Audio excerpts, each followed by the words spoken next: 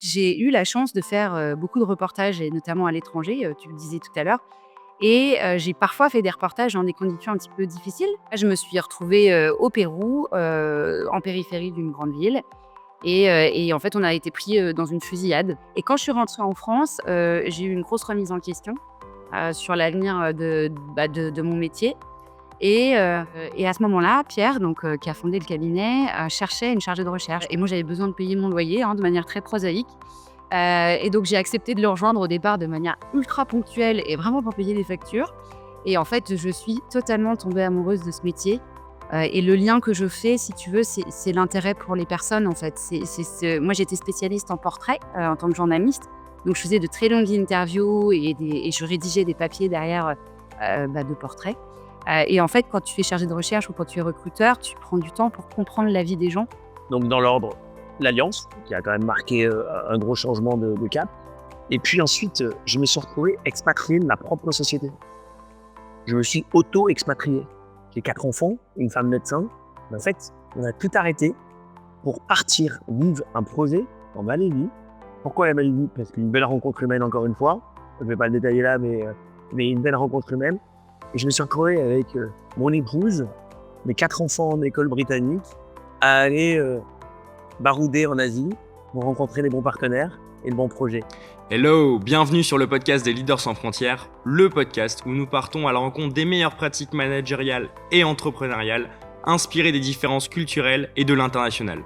Je m'appelle Paul Tressens et vis au Vietnam depuis 2022. En créant ce podcast, mon ambition est de vous aider à élargir votre champ des possibles et appliquer des méthodes venues d'ailleurs dans votre quotidien. Je vous souhaite un bon voyage avec notre invité pour un nouvel épisode des Leaders sans frontières. Bonne écoute! Bonjour Cécile, bonjour Hugues, bienvenue dans le podcast des Leaders sans frontières. Pour commencer ce nouvel épisode, je vais vous laisser vous présenter, raconter d'où vous venez, résumer rapidement votre parcours et m'expliquer vos fonctions actuelles. On va commencer par toi Cécile, je te laisse te présenter. Merci Paul, bonjour à tous.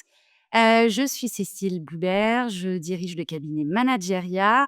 J'ai 43 ans, je vis en Bretagne, j'ai 2 enfants. Je fais pas mal d'allers-retours, entre la Bretagne, Paris, et on va dire les différentes implantations, de mes clients. Ça fait 17 ans que je travaille chez Manageria, 18 cette année.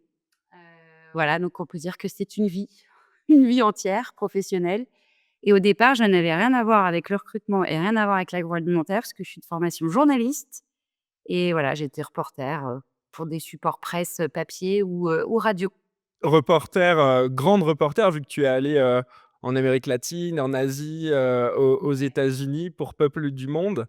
Donc, tu as un rapport avec l'international déjà dans la première partie de ta carrière qui était présent.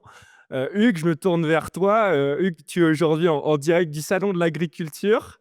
Est-ce que tu peux, pareil, te présenter, m'expliquer tes origines, résumer rapidement ton parcours et tes fonctions actuelles?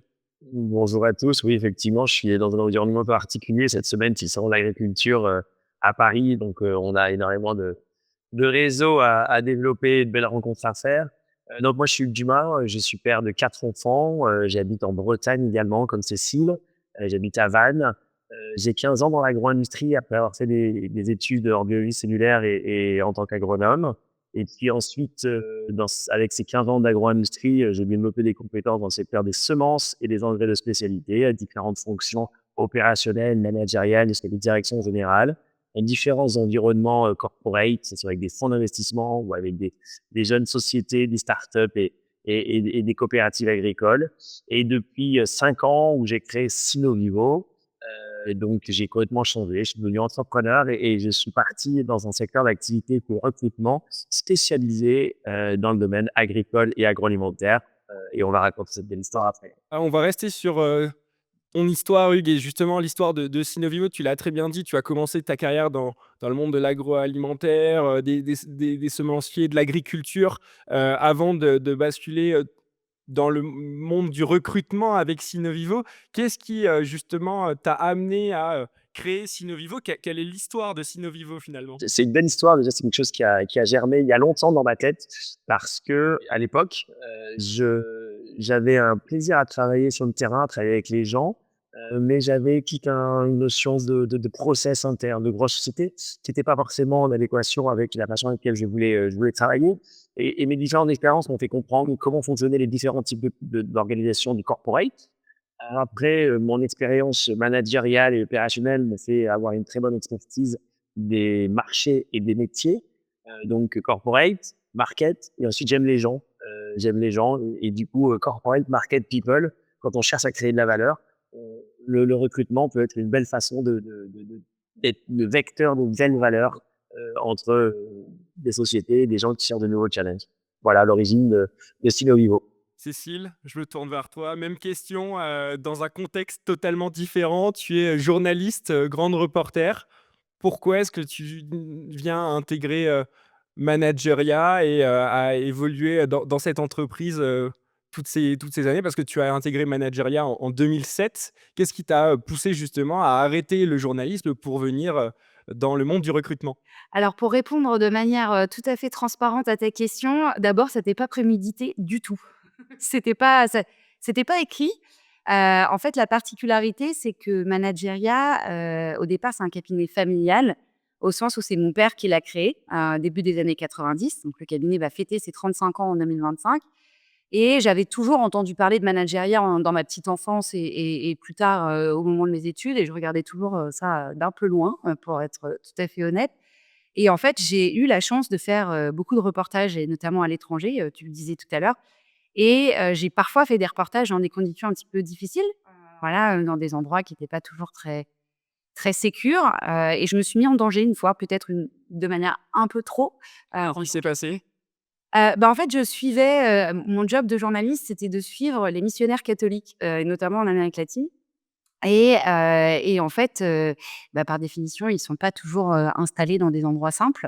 Ils sont souvent, dans des bidonvilles, dans des quartiers très pauvres ou dans des villages très reculés et là, je me suis retrouvée, au Pérou, en périphérie d'une grande ville et en fait, on a été pris, dans une fusillade. Voilà, je pense que ma vie n'était pas directement menacée, mais je n'étais pas forcément préparée à vivre ce genre d'événement et quand je suis rentrée en France, j'ai eu une grosse remise en question, sur l'avenir, de mon métier et à ce moment-là, Pierre, donc qui a fondé le cabinet, cherchait une chargée de recherche. Donc vraiment la personne chez nous qui identifie les candidats, qui les préqualifie, c'est-à-dire qui fait un point sur leur carrière et leurs projets pour voir si, en face, nous, on a une offre qui peut les intéresser et moi, j'avais besoin de payer mon loyer, hein, de manière très prosaïque, et donc j'ai accepté de le rejoindre au départ de manière ultra ponctuelle et vraiment pour payer les factures et en fait, je suis totalement tombée amoureuse de ce métier, et le lien que je fais, si tu veux, c'est l'intérêt pour les personnes, en fait.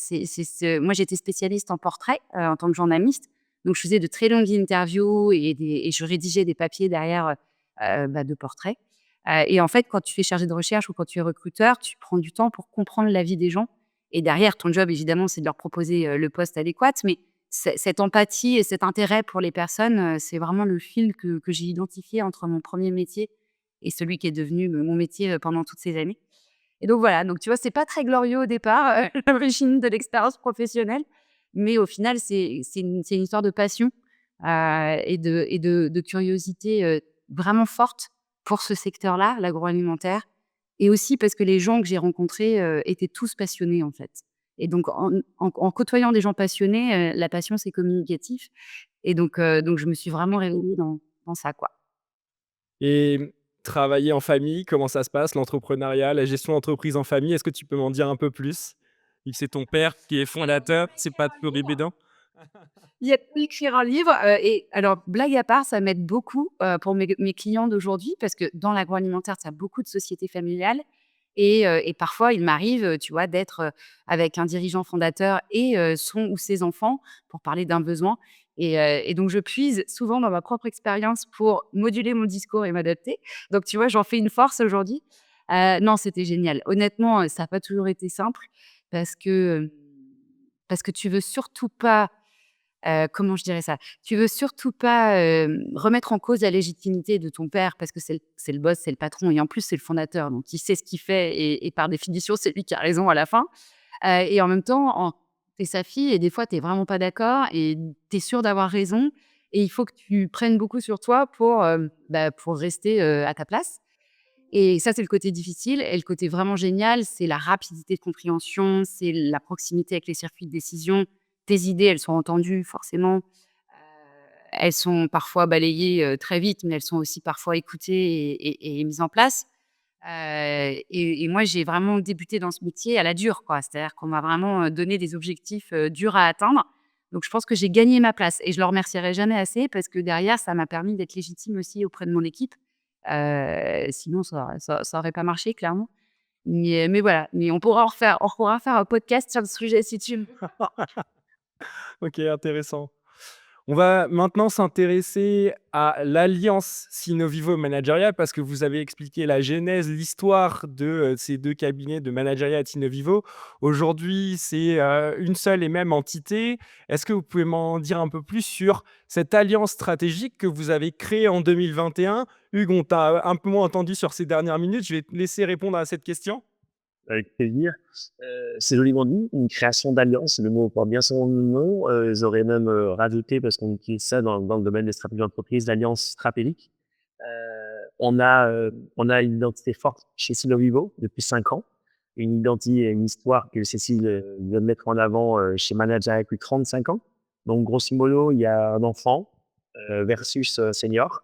Et en fait, on est arrivé à faire une utilité de l'agilité, de dynamisme, de la modernité et l'agilité commerciale de Snowivo, et de la traduction de l'efficacité, du process, du savoir-faire, des compétences, de l'expertise de managériat. Et ça, c'est pour le savoir-faire interne. Et puis ensuite, il y a une notion d'expertise métier qui est chez Managéria focus depuis maintenant 35 ans sur l'agroalimentaire. On a globalement c'est le commun des mortels, un mélange entre la notion d'agriculture, de biotechnologie, d'agroalimentaire. Nous, quand on est des pure players de ce secteur-là, on sait très bien que ce sont des choses qui sont très différentes. On a un socle commun souvent qui est de formation. Par contre, on a une déclinaison professionnelle qui est très différente. Et là, on s'est rencontré avec Cécile. Cécile, je raconte un peu l'histoire de notre rencontre qui est très chouette. D'abord, moi, j'étais candidat chez Managéria pendant longtemps et chassé pendant que j'étais en poste. Donc, je connaissais le cabinet Managéria. Et puis, un jour, j'ai un coup de fil de Cécile et de Stéphane, un de nos co-dirigeants, qui disent: Hugues, ça fait 1 an qu'on voit sur différents écosystèmes dans lesquels on est présent nous, depuis 30 ans. En fait, qu'est-ce que tu fais? C'est quoi ce nouveau? Et là, je pense qu'en quelques secondes, on a compris qu'on n'était pas du tout fait pour se battre et d'être hyper concurrentiel et compétitif. On s'est dit non, au contraire, on va optimiser ces synergies pour en faire une vraie alliance stratégique. Où est-ce qu'on en est aujourd'hui? On en est qu'aujourd'hui, on est le seul cabinet en France à avoir une expertise amont via la marque Synéo pour l'agriculture et les biotechnologies, et une expertise aval de la filière par la marque Managéria. Et on pilote ça avec Cécile comme un tout, avec 2 niveaux d'expertise, une stratégie commune, une méthodologie commune, des process communs. Et c'est ça la genèse. Non seulement ça nous rend très performants sur le marché, mais ça nous crée également énormément de différenciation parce que personne d'autre n'a ce positionnement-là avec notre niveau d'expertise métier et marché. Cécile, est-ce que tu peux m'en dire un peu plus sur les valeurs qui caractérisent, cette alliance? Là, Hugues vient de nous expliquer les activités. Est-ce que tu peux m'en dire un peu plus sur ce point-là? Pour moi, les valeurs qui caractérisent notre alliance, c'est, d'abord, ça peut paraître cliché, mais c'est mettre l'humain au centre de toutes nos stratégies, puisque notre job, c'est vraiment de faire se rencontrer des candidates ou des candidats et une entreprise à un instant T. Donc l'idée, c'est de vraiment avoir une approche très humaine du métier, derrière cette notion d'humain au cœur de la stratégie, c'est des valeurs d'éthique, de déontologie, de performance. Notre vision à nous, c'est que la valeur ajoutée, c'est les femmes et les hommes, au sein d'une entreprise, et à notre petite échelle, si on recrute la bonne personne au bon moment, au bon endroit, ça va être un accélérateur de performance pour l'entreprise, qui nous aura mandaté sur un recrutement, et c'est ça notre raison d'être. Plus que même notre valeur, c'est vraiment là où on tire notre sucre scientifique moelle. Et après dans les valeurs, et je pense que Hugues ne me contredira pas, il y a le plaisir. Le plaisir de travailler ensemble, le plaisir d'aider nos clients à parfois faire le point, à challenger leurs organisations au sens, positif du terme, quoi. C'est-à-dire qu'on on est là aussi pour, peut-être leur faire voir les choses un peu différemment. C'est pour ça que la partie conseil en recrutement, elle a tout son sens. On n'est pas, des pourvoyeurs de CV, si tu veux, c'est pas du tout comme ça, qu'on conçoit notre métier. Nous, on se voit vraiment comme apporteurs de solutions par l'intermédiaire des femmes et des hommes, qui constituent notre filière. Donc voilà, performance, satisfaction client, plaisir de travailler ensemble, éthique, déontologie, si je devais, résumer. Je vais rajouter un petit point assez intéressant en écoutant, Cécile qui est remontée. On a parlé d'alliance stratégie, on a parlé de valeurs et on a également une alliance, humaine, forte, qui est en fait une forme de complémentarité. J'ai parlé de complémentarité marché. En fait, Cécile a un historique qu'elle nous a présenté, complètement différent du mien. J'ai un historique plutôt industriel, managérial, agro, paire de bottes, complètement différent du sien. Et en fait, ça crée une synergie et on est vraiment dans un phénomène les sélectionneurs génétiques diraient d'hétérosis. C'est-à-dire que quand on croise 2 éléments, en fait, le cumul des 2 fait pas juste 2. En fait, ça fait 3 et c'est ce qu'on appelle l'hétérosis. Et on a créé au sein d'un cabinet d'expérience de l'hétérosis et c'est un vrai plaisir de se challenger au quotidien avec bienveillance et avec une vraie complémentarité humaine. Et justement, je pense que ça, on aime notre métier et on l'apporte aux clients. Cette complémentarité-là, les gens le voient, les clients le ressentent, les candidats aussi. Quelles sont pour vous les clés du recrutement qui permettent justement de satisfaire le client et également d'engager les profils que vous proposez, dans les missions, que ces candidats et ces profils auront ensuite à accomplir chez vos clients? Je pense que le premier défi quand tu es cabinet conseil en recrutement, c'est de bien comprendre le besoin de l'entreprise. Et c'est pour ça qu'une étape clé dans notre métier, c'est ce qu'on appelle la restitution de notre compréhension du besoin.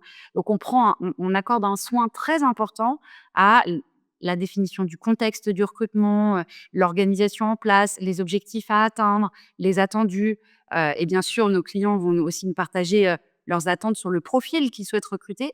Et ce qui fait que ça sera réussi, c'est confronter leurs attentes, leurs besoins à la réalité d'un «marché», entre guillemets, le marché des candidats et des candidates. Et nous, notre job, c'est parfois d'alerter en disant: «OK, on entend bien ce que vous aviez imaginé ou ce que vous recherchez. Nous, notre expertise, c'est de vous dire que ça va pas, soit ça va être très difficile parce que ça n'existe pas, soit ça va être très long parce qu'il y a très peu de profils». Enfin voilà, on peut leur apporter une vision sur la réalité en fait de ce qu'ils attendent du recrutement en question. Ça, je dirais que c'est la première brique.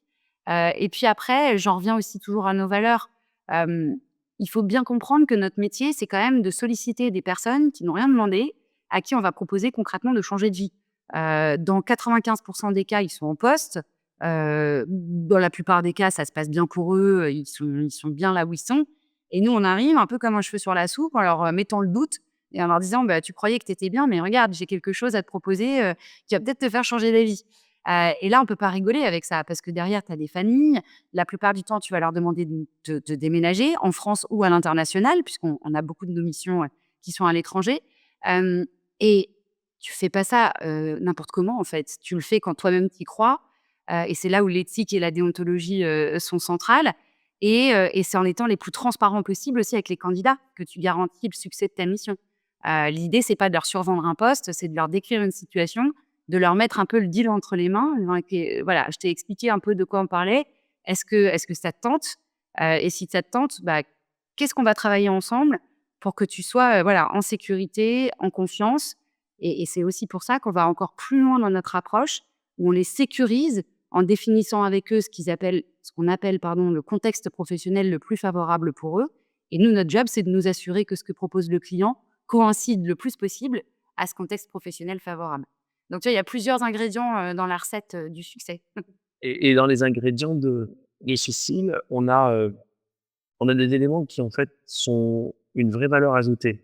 Aujourd'hui, on a des outils, de chasse que tout le monde a, des réseaux sociaux qui sont hyper développés. Si on s'arrête à ça, on a une valeur ajoutée qui est très limitée. Il y a 2 éléments, que je rajoute très volontiers avec ce qu'amène, Cécile comme information. La première chose, c'est la qualité de nos consultants. Aujourd'hui, on a des consultants, quelle que soit la filière, quel que soit leurs historiques, qui sont avec dans la capacité d'amener auprès de leurs clients et d'amener dans le storytelling auprès des candidats de la valeur pour que l'interlocuteur puisse capter quelque chose en plus et susciter soit la réflexion chez le candidat, soit la remise en question des idées initiales chez le client. Donc, cette qualité des consultants qui viennent du métier, qui viennent du marché ou qui ont un historique et un track record adapté aux fonctions, c'est quelque chose de très important. Derrière, ça permet de décliner quelque chose qui a amené la compréhension du besoin. On va même plus loin parfois que la compréhension du besoin. On va dans la notion des conseils. Donc, on a abordé le sujet des conseillers en recrutement au début et dans la notion de challenge des idées initiales. Et là, on devient des vrais consultants en donnant du conseil. Et aujourd'hui, dans le recrutement, les cabinets capables d'amener avec justesse du conseil à la fois stratégique, organisationnel, tout en comprenant la finalité des métiers et des marchés de nos clients, je crois que nous sommes, allez, pour pas être trop en manque d'humilité, je vais pas dire qu'on est les seuls, mais nous faisons partie clairement des meilleurs sur le marché dans ce domaine-là. C'est une question que je voulais vous poser, c'est, si, demain un DRH dans un groupe, en agriculture, en agroalimentaire se pose toujours la question entre: «Est-ce que je vais recruter, moi avec, mes équipes en interne pour aller chercher des profils? Est-ce que j'appelle, un généraliste ou est-ce que j'appelle un spécialiste?» Qu'est-ce que vous répondez à ça? Déjà, si les gens se posent la question, c'est qu'ils se posent la question eux-mêmes de savoir si sont des compétences en interne. Il y a beaucoup de postes dans lesquels on a une valeur ajoutée qui est limitée et on espère avoir la déontologie de refuser les missions quand on voit que notre valeur ajoutée elle est limitée ou alors que le coût de notre prestation va être déconnecté du besoin du client. Et on a cette chance-là d'avoir énormément de missions et de faire le choix pour être certain d'emmener de la valeur ajoutée. Sans pour autant qu'on est tout le temps performant au top. Mais ça, c'est les aléas de n'importe quelle fonction professionnelle. Donc, la première chose, c'est quand on fait appel à nous, c'est que les gens se questionnent en interne. Donc, on va les questionner pour voir si réellement on peut créer de la valeur. Et à partir du moment où on peut créer de la valeur, c'est de dire, mais pourquoi on passerait par un cabinet spécialisé et non pas par un cabinet généraliste? Et généralement, quand on parle avec les gens du métier, il faut pas longtemps pour qu'ils se rendent compte que l'accès à des réseaux spécifiques, à la compréhension des candidats, à la capacité de capter des candidats et d'être attractif. Et c'est également énormément de marques employeurs. On appelle la marque employeur, c'est la capacité de la marque de nos clients à devenir attractifs pour raconter une histoire. Il y a des marques qui sont très connues sur le marché. Donc, je ne vais pas en citer là, mais tout le monde connaît des marques très connues dans le domaine agricole et agroalimentaire. Ce n'est pas pour autant qu'elles sont attractives pour aller travailler dans ces sociétés-là. Et donc, nous, notre boulot est de rendre ces marques attractives et de faire de la marque employeur auprès des candidats. Donc, on est à la fois des chasseurs de tête, des directeurs de marque et des vecteurs de marque employeur auprès du marché. Et je rajouterais un point, qui est lié à une des valeurs que je citais tout à l'heure, qui est quand même la performance. Il faut imaginer qu'on part rarement d'une feuille blanche quand on confie un recrutement. Soit parce qu'on a déjà recruté sur des postes assez similaires pour d'autres entreprises par le passé et donc on a ce qu'on appelle déjà un vivier de candidats. C'est pas un très joli mot, mais ça veut quand même bien dire ce que ça veut dire. C'est-à-dire que c'est une communauté de candidats, dont on connaît la situation, dont on connaît les projets, on sait s'ils sont mobiles, pas mobiles, on connaît leur niveau de rémunération, on sait quel type de poste ils veulent occuper demain. Et ça nous permet aussi d'être très réactifs. Et il faut bien se dire qu'aujourd'hui, la plupart des entreprises qui font appel à nous, soit elles ont déjà essayé de recruter sur le poste avant de nous appeler et elles savent que c'est difficile et charge à nous de leur prouver qu'elles ont bien fait de nous contacter parce qu'on a les réseaux et on a potentiellement le vivier de candidats adéquat. Soit elles savent d'avance que ça va être compliqué et elles ne tentent même pas par elles-mêmes et elles nous confient tout de suite le poste. Et là, c'est une responsabilité encore plus grande, entre guillemets, où il faut qu'on soit d'autant plus efficace. Et c'est parce qu'on est spécialisé qu'on arrive à être efficace. Et le dernier point, c'est que franchement, je pense qu'on peut dire qu'une de nos fiertés, c'est qu'on a créé des marques avec Synovivo et Manageria. Et donc, les candidats du secteur, ils nous connaissent et ils savent qu'à un moment ou à un autre de leur carrière, on va se rencontrer, on va se parler. Enfin, voilà, on est sur un grand secteur, mais où quand même, globalement, on se connaît à peu près tous. Et donc, de par notre spécialisation, à un moment, on va les accompagner. Donc, ça nous donne aussi un petit avantage sur des cabinets plus généralistes. Auprès des candidats, ils vont nous répondre sans doute plus favorablement à nous qu'à un candidat généraliste où ils se disent, bon, j'ai aucune chance de le recroiser plus tard. Voilà, il n'y a pas d'enjeu, quoi. Il y a quelque chose qui est aussi marquant. On a les codes de nos candidats. Quand aujourd'hui, chez nous, un consultant ou un chargé de recrutement appelle un candidat, il parle le même langage. On parle le langage de notre marché. Un cabinet généraliste ne parle pas le langage de son marché. Il parle le langage des process RH de chasse, mais pas le langage du marché. Et ça, c'est quelque chose qui fait la différence. Ensuite, il y a un autre élément, globalement, et on est sympa. Les candidats prennent plaisir à boire une bière avec eux dans les salons. En fait, les candidats, on passe du temps avec eux. Les candidats, en fait, on aime ce qu'on fait et on leur partage cette passion. Aujourd'hui, je suis au salon de l'agriculture. Je pense qu'aujourd'hui, j'ai parlé à 15 candidats qui ont juste salué la marque C'est au niveau ou ceux qui me connaissaient Hugues. Mais c'est quelque chose qui est fort. On donne du temps, on rend service à ces personnes-là de façon spontanée, bénévole. Le business vient dans un deuxième temps. Mais c'est quelque chose que l'on aime faire. Euh, et je voudrais rajouter quelque chose de façon plus structurée sur les échanges que l'on a. Euh, on a 2 marques positionnées sur 2 marchés. On viendra sur l'international après dans l'échange. Mais on a un sujet qui a été réfléchi et structuré de même ordre depuis 18 mois. On a fait des consultants experts, mais ces consultants experts-là n'ont pas tous la même seniorité. On a créé avec Cécile 3 cellules. On a créé une cellule exécutive où on a des consultants capables de rentrer dans un besoin hyper stratégique, souvent très confidentiel, de confiance, d'accès à des réseaux pour des postes de top exécutifs, soit via des fonds d'investissement qui cherchent à travailler en amont d'acquisition, soit pour des CODIR ou des COMEX de multinationales, soit pour des directions générales de PME et de PME. On le sent, nous, c'est un petit peu plus pour la partie France parce que souvent, c'est un transfert générationnel et Manageria a toujours travaillé dans cet environnement générationnel de société. Je pense que Cécile pourra en parler beaucoup plus que moi. Donc, cellule exécutive, on en suit à la cellule expert qui représente tout le core business où on a vraiment la dichotomie le niveau Manageria, agriculture, agroalimentaire. Ça représente la moitié à 2 tiers de notre activité. C'est vraiment le cœur du réacteur. Et ensuite, on a une suite internationale. Et là, je n'en dirai pas beaucoup plus parce que je pense que tu vas nous emmener sur le sujet après.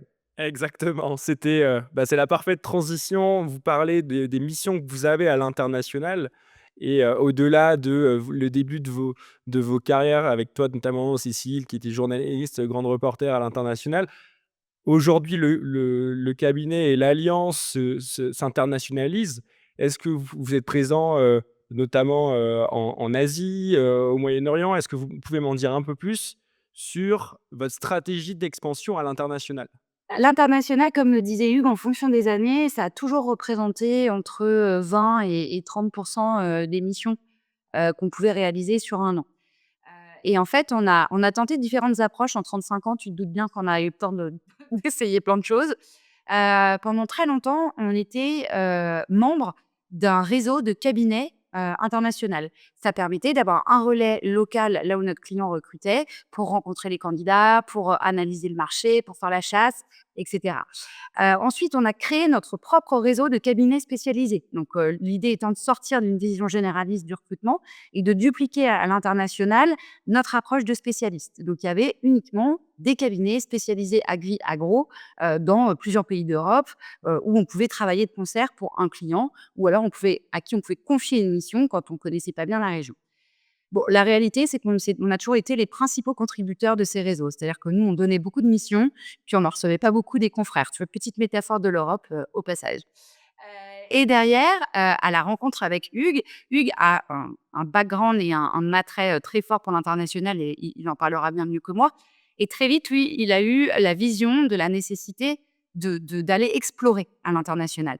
Et l'aboutissement de cette exploration, c'est quand même la création d'une filiale en 2024 à Singapour, qui vient entériner la présence de 3 personnes, donc, dont Hugues, mais également Thomas et Stéphanie, qui sont sur place entre la Malaisie et Singapour depuis maintenant 2 ans et demi. Et en fait, en 2 ans et demi, ils ont réussi à creuser leur trou et ça a donné lieu à la création de cette filiale qui permet d'intervenir directement sur la grande zone Asie du Sud-Est depuis Singapour. Et pour tout ce qui est le reste du monde, on gère depuis la France parce qu'on a la chance d'avoir une équipe polyglotte, multiculturelle elle-même et avec des petits outils comme LinkedIn, par exemple, on peut travailler d'à peu près partout. Et en fait, on a cette chance extraordinaire de pouvoir recruter en Afrique, en Europe, en Amérique latine. Pour l'Asie, c'est en direct depuis la filiale Singapour et pour tout le reste des pays, c'est depuis la France. Hugues, est-ce que, tu peux nous en dire un peu plus sur, l'internationalisation, de ta carrière, au fil des années? Bah, déjà, moi, j'ai été type d'expat pas très longtemps, mais j'ai habité en Arabie Saoudite. Ensuite, J'ai accompagné nos parents pendant ils habitaient au Vietnam. Et puis moi-même, pendant mes études, j'ai habité pas mal à l'étranger et beaucoup voyagé. Et puis ensuite, j'ai eu que des fonctions à dimension internationale. Sur quelques années, où j'ai eu des directions de vente en France dans le domaine des semences, mais sinon, à chaque fois, j'étais dans une dimension internationale. Euh, Tout de suite, comme j'ai vu le marché du recrutement en France de spécialistes, j'ai lu les limites des cabinets. Et j'ai surtout vu, plus que la limite des autres, je me suis dit qu'est-ce qu'on peut apporter comme service aux sociétés qui sont développées à l'international. Euh, et être présent sur les marchés, c'est indispensable pour qu'on continue à avoir la finesse de compréhension de marché des métiers in situ. C'est ce qui est difficile. Mais pourquoi on a été en Asie, parce qu'aujourd'hui, on a le parfum de l'Asie sur notre paire de bottes. Et que quand on va recruter au Cambodge, aux Philippines, en Inde, en Thaïlande, à Singapour, et on comprend les problématiques locales par nos équipes locales. Aujourd'hui, on a une organisation en 3 grandes zones. On a la zone EMEA, qui est notre zone d'origine, où on pilote à partir de la France, comme l'a dit Cécile, des compétences, quand elle dit qu'on est polyglotte. Aujourd'hui, on a 5 nationalités dans l'équipe. Je crois qu'on parle 11 langues entre l'équipe cumulée Asie plus Europe. Donc, on est vraiment complètement multiculturel. À partir de la France, on couvre Europe, Moyen-Orient, Afrique. On peut chasser évidemment par un arabe au Moyen-Orient. Il y a un historique avec l'agroalimentaire et la managéria de une partie de l'Afrique, principalement l'Afrique de l'Ouest. Et puis, on a toute la partie Europe de l'Est où on est capable de parler hongrois, allemand. Voilà, donc en fait, ça aide énormément la compréhension culturelle. Ensuite, on a le pôle Asia qui est piloté par Kuala Lumpur et Singapour, maintenant avec un partenariat stratégique également à Bangkok. Euh, et là, ça nous permet de couvrir toute l'Asie, sauf que quand on parle d'Asie qu'on connaît bien, on sait très bien qu'il y a des gros blocs très, très différents. Quand on parle de Chine, c'est un bloc à lui tout seul, c'est un wild tout seul. Quand on parle du Japon, c'est un bloc à lui tout seul. Donc, pour aller sur ces secteurs-là, on a une antenne avec un partenariat à Hong Kong qui nous permet de couvrir ces zones-là de façon assez spécifique. Et ensuite, pour la partie LATAM, on couvre de l'Europe, parce que la culture et la langue nous permettent de couvrir. Voilà l'objectif du développement international. On parle beaucoup de culture et c'est essentiel de comprendre les cultures dans, le recrutement pour comprendre les attentes des candidats. Comment justement est-ce que vous prenez en compte ces différences culturelles? On parlait du levier linguistique. Est-ce qu'il y a d'autres axes sur lesquels vous travaillez? Oui, en fait, ça fait appel aussi aux qualités premières d'un recruteur. Je parlais tout à l'heure d'empathie. Il y a aussi l'ouverture et la curiosité. Enfin, si tu n'es pas un minimum curieux ou ouvert, être recruteur, ça va être compliqué. Donc il y a d'abord ces qualités prérequises qui nous mettent en posture d'interroger, d'enquêter. On peut ne pas très bien connaître un pays, mais on sait, les points à valider ou les points à connaître pour permettre un recrutement réussi. Je vais dire n'importe quoi, mais par exemple, quand on recrute en Allemagne, bah, oui, il faut savoir que sur les fonctions commerciales, contrairement à la France, c'est des fonctions auxquelles on va pouvoir prétendre quand on a déjà une première expérience professionnelle. En France, le commercial, c'est souvent le démarrage de carrière. Hem, Si on reste sur l'Allemagne, la marque de la voiture de fonction, et je ne caricature pas, ça doit faire partie du package de la rémunération dès le départ, sinon les candidats ne répondent pas. Il y a plein de petits tips comme ça culturels, et si tu les as pas au départ, c'est pas grave, mais il faut que tu aies la curiosité, d'aller te renseigner et que tu trouves les outils pour avoir les bonnes informations. Après, il faut être fin dans notre métier, évidemment, et il faut être fin sur 2 plans.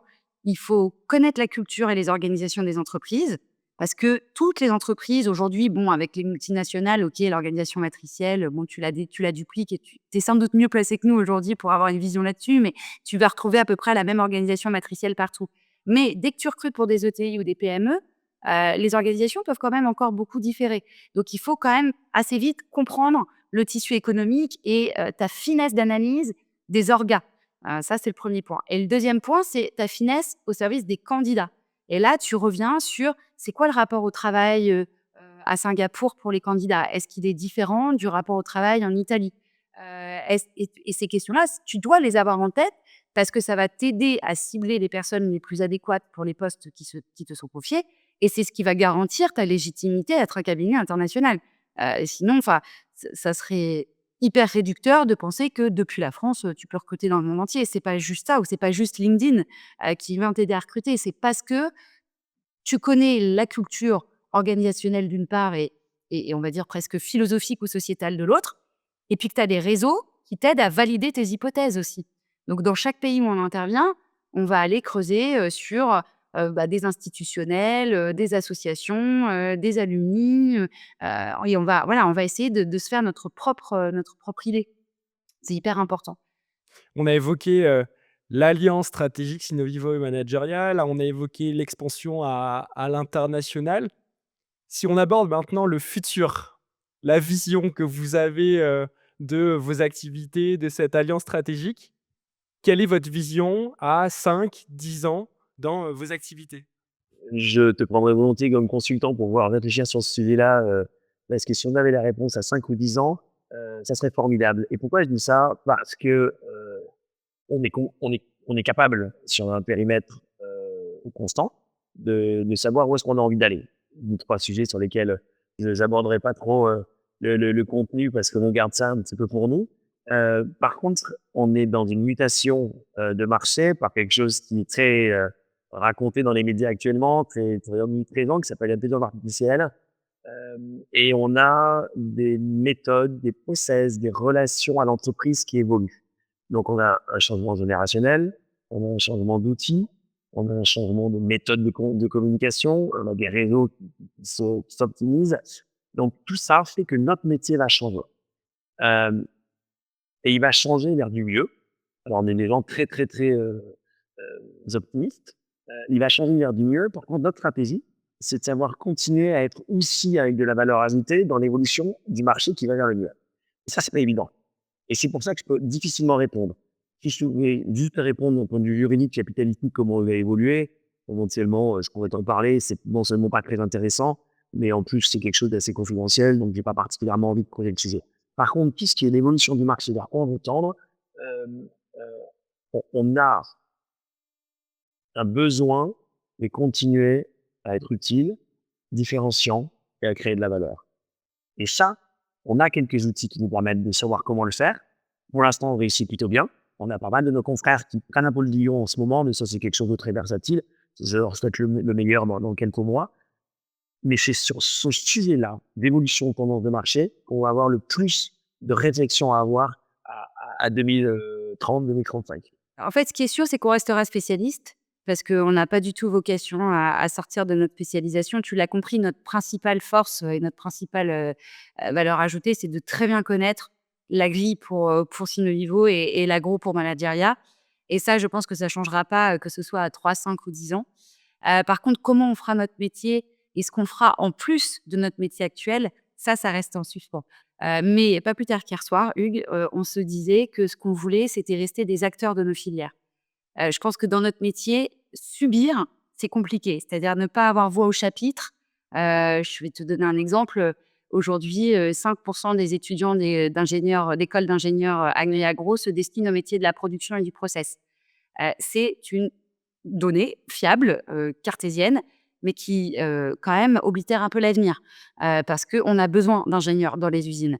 Et quand tu sais que tu as que 5 des jeunes diplômés qui se destinent à ces métiers, tu te dis toi en tant que recruteur: Ça va être sympa dans les années qui viennent pour trouver les profils dont la filière va avoir besoin». Comment on fait pour pas subir ça? Et ça passe par être acteur de la filière. Ça passe par valoriser les métiers de demain, beaucoup en lien avec la transition que connaissent, l'agri et l'agroalimentaire et œuvrer à ce que les bonnes compétences soient formées dans les écoles pour que demain on puisse continuer à recruter.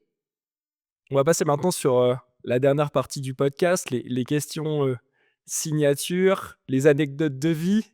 Dans un premier temps, est-ce que vous pouvez me raconter une anecdote de vie qui, vous a permis de comprendre un sujet ou, d'en sortir des apprentissages? Ça peut être une anecdote culturelle, une anecdote situationnelle. Je vous laisse, la parole. Si je devais répondre de manière exhaustive, moi, il y a 2 choses. Il y a des petites anecdotes du quotidien, quand tu te retrouves à accompagner le retour en France de profils expatriés, qui ont perdu complètement pied avec la réalité du marché du travail français. Donc, ça peut donner lieu à des discussions complètement surréalistes où on va parler niveau de salaire, on va parler, allowance pour la maison ou pour l'éducation des enfants ou pour, l'accompagnement du conjoint ou de la conjointe, qui rentre et où tu es obligé de faire redescendre un peu sur terre, parfois des profils qui sont quand même, voilà, qui ont travaillé dans des conditions qui ne sont pas du tout celles qui leur seront proposées à leur retour. Moi, j'ai eu 2-3 échanges comme ça un peu lunaires avec des candidats, un peu hors sol, qu'il faut d'ailleurs accompagner à revenir, en France et je pense que c'est un job en tant que tel, hein. Je ne sais pas s'il y a des cabinets qui font que ça, mais je pense avoir identifié, un vrai besoin, parce que c'est pas simple. Et après, non, de manière vraiment plus sérieuse, moi, l'épisode de vie professionnelle qui m'a fait le plus grandir, c'est quand on a, avec les salariés de Manageria, racheté l'entreprise à Pierre. C'était en 2018 et ça nous a fait tous passer du statut de consultant, d'opérationnel très engagé certes, mais qui avait aucune vision d'entrepreneur, au statut d'entrepreneur et ça m'a beaucoup aidé derrière à aussi comprendre mieux mes clients, à mieux recruter des dirigeants parce que, moi-même à ma petite échelle, j'occupais ce rôle de dirigeante. Donc finalement, en toute humilité, que tu gères un petit cabinet, ou une société, d'une certaine taille, finalement, tu te rends compte que les enjeux sont quand même souvent les mêmes et ça, c'est vraiment quelque chose qui m'a fait cranter de manière extrêmement rapide, au-delà d'être super riche et un petit peu pressurisant aussi. Ça m'a fait bien grandir, quoi. Je vais pas parler d'anecdotes, je vais parler d'étapes que j'avais pas vues venir et qui étaient des vraies satisfactions à vivre. Heu, j'ai eu, évidemment la rencontre avec Manageria parce que ça a fait changer de dimension Sino Vivo. Je pense qu'aussi que Sino Vivo a pu amener, un petit peu de valeur et de synergie avec Manageria. Par contre, ça m'a permis de moi, j'étais salarié pendant 15 ans dans l'agro-industrie, salarié opérationnel, manager, dirigeant. Et du jour au lendemain, j'ai fait le choix de partir sur un projet, seul. Et seul. Au début, j'étais tout seul. Comme plein d'entrepreneurs, j'ai fait un premier logo sur PowerPoint et j'ai déposé les statuts de ma première société le premier jour du confinement en France, le 17 mars. On peut aller vérifier si vous voulez, je m'en souviens très bien. Et là, il y a eu une première étape. On devient entrepreneur et franchement, j'avais jamais pensé dans ma vie à être entrepreneur. En même temps, je me suis retrouvé cofondateur d'une startup avec l'AgroParisTech et l'INRA. Et puis, je suis parti sur plein de projets. Et je ne sais pas si c'est le réseau, si c'est la performance, si c'est le sourire, si c'est. Je ne sais pas, mais ça a marché. Ça a marché et, et il y a eu cette première étape-là.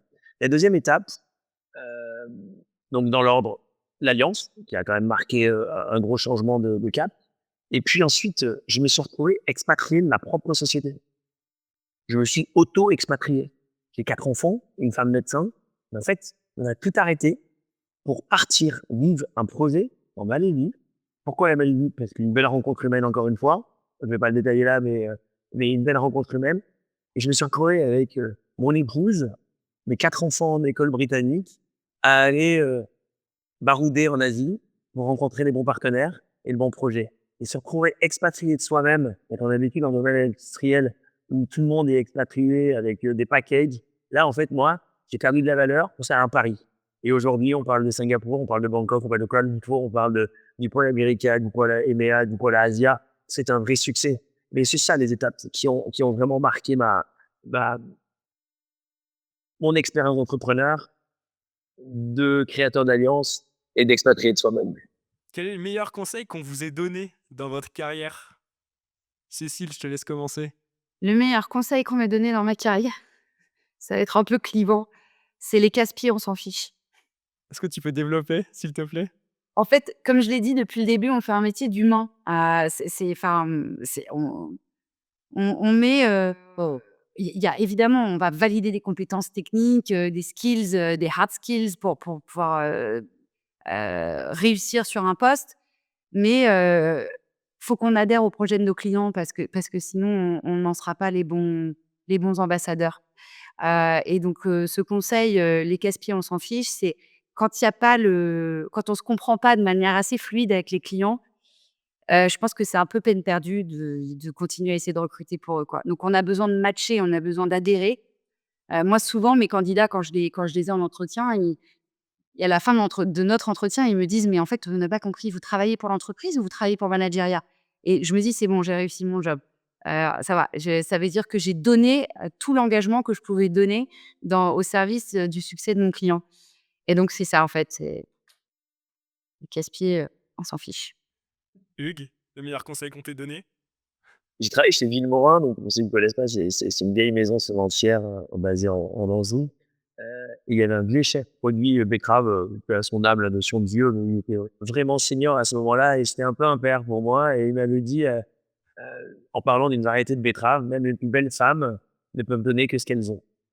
Et j'ai trouvé ça formidable parce que ce qu'il voulait dire, c'est-à-dire que, c'est pas très classe et ça permet de ne pas attendre des équipes, de ne pas attendre des collaborateurs qui peuvent qui ne peuvent pas apporter, ils peuvent pas tout apporter, même s'ils sont engagés et passionnés. Donc ça permet de savoir que même si on attend énormément des gens, il faut juste attendre s'ils sont capables de délivrer et s'ils sont passionnés et engagés, ce qu'ils délivrent, c'est déjà beaucoup. Donc profitons-en, n'attendons pas plus. Et j'aime bien cet équilibre-là, ça crée un équilibre très sain. Donc même les plus belles femmes, ne peuvent donner que ce qu'elles ont.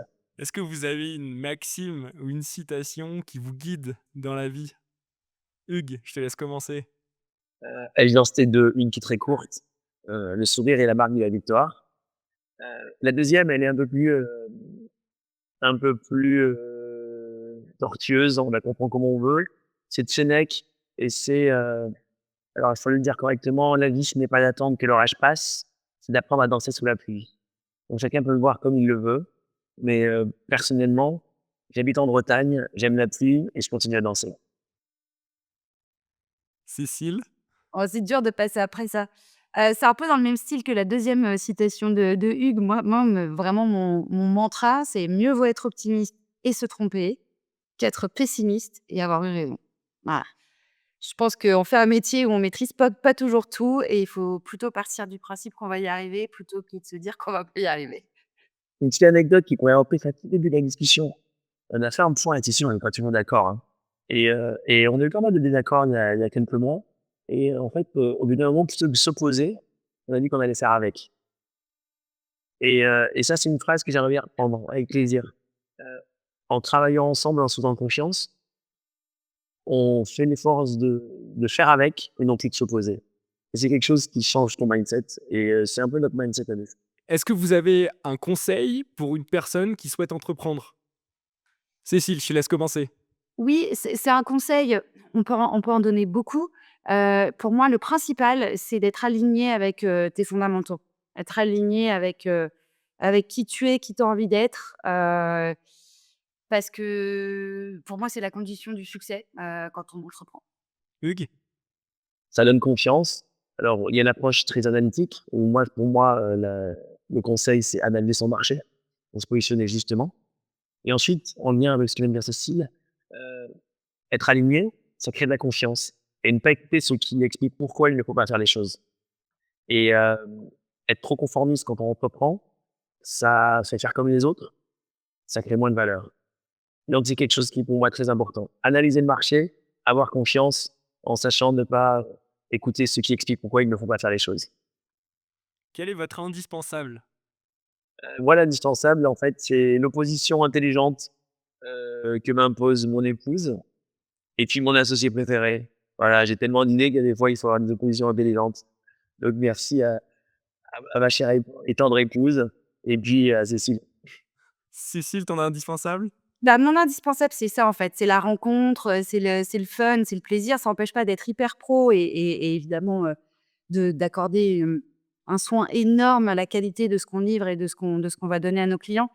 Mais moi, j'ai vraiment enfin, voilà, j'aime rire, j'aime bien manger, j'aime être entourée de gens, ouverts et sympathiques et voilà, je pense que c'est ça l'indispensable et je pense qu'au finalement, je pourrais faire n'importe quel métier si toutes ces conditions étaient réunies, quoi. Voilà et puis bien sûr quand même, un petit équilibre avec la vie perso quand même, hein. Voilà, il faut aussi, pouvoir aller se faire des longues balades sous la pluie bretonne, c'est important.